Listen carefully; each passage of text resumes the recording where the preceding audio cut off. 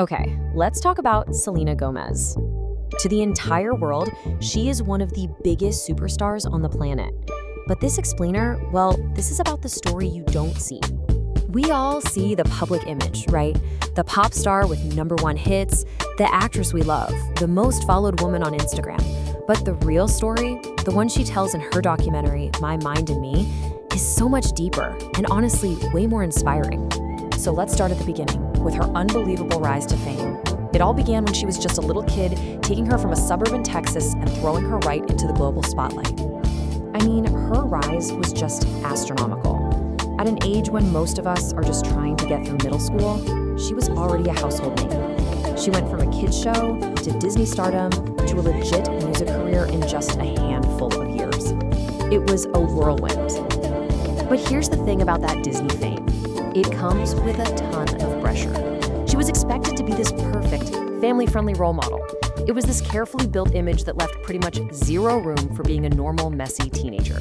So what happens when that perfect, polished image collides with the brutal reality of being a global celebrity, especially when your private life suddenly becomes everybody's business?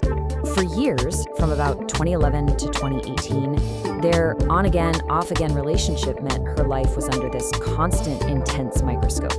Every single move was photographed. Every breakup was front-page news. She was one half of a celebrity super couple, whether she liked it or not. And looking back on it all in an interview, she got really raw about that time, describing the relationship as having emotional abuse. So you see, this wasn't just tabloid fodder for her. This was a really difficult personal thing that she had to unpack as an adult. And this is what she was dealing with every day. A nonstop barrage of these invasive, totally inappropriate questions from paparazzi, just shouting about her ex while she was trying to get a coffee. It was a relentless attack on her peace of mind. So here's the most crucial point. While the whole world was laser focused on the celebrity drama, the real battle, the one that truly mattered, was happening inside her, completely out of view. The contrast here is just staggering. On stage, she was the consummate professional, performing for huge crowds on her revival tour. But privately, she was confessing these deep feelings of self-doubt to her team, literally crying and apologizing for not being good enough. And this number really says it all. 55.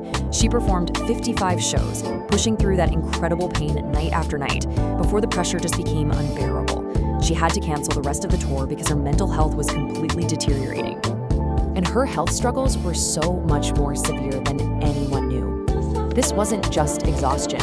It was a life-threatening autoimmune disease. It was a major organ transplant. It was a terrifying psychotic break. And then, finally, a diagnosis that explained everything. Getting that bipolar diagnosis was a turning point. For the first time, it put a name to the violent, emotional roller coaster she had been on for years. And that was the first critical step to understanding what was going on inside her own mind. At her absolute lowest, she was fighting suicidal thoughts, a struggle that her closest friends saw firsthand. The polished pop star was gone, and what was left was a young woman in just profound pain. It's a truly gut-wrenching look at how dark things got.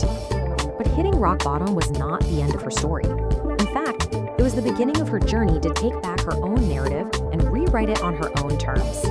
Finding the right treatment was absolutely crucial. You know, after being put on tons of medications that just made her feel numb, a doctor finally listened, changed her treatment, and helped her start that long, hard road to healing. She poured all of that pain directly into her music.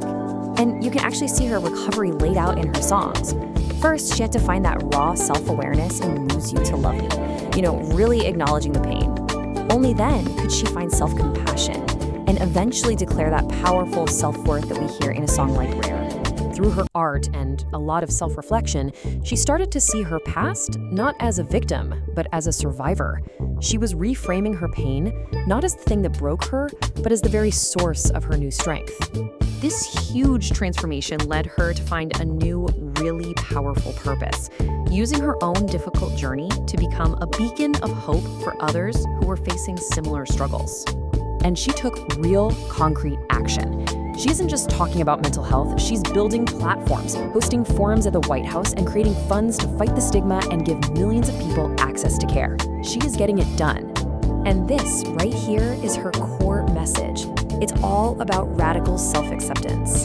She's reframing these struggles not as a weakness or some kind of flaw, but as a fundamental part of being human. So the thing you should really take away from all of this is how she completely flipped the script.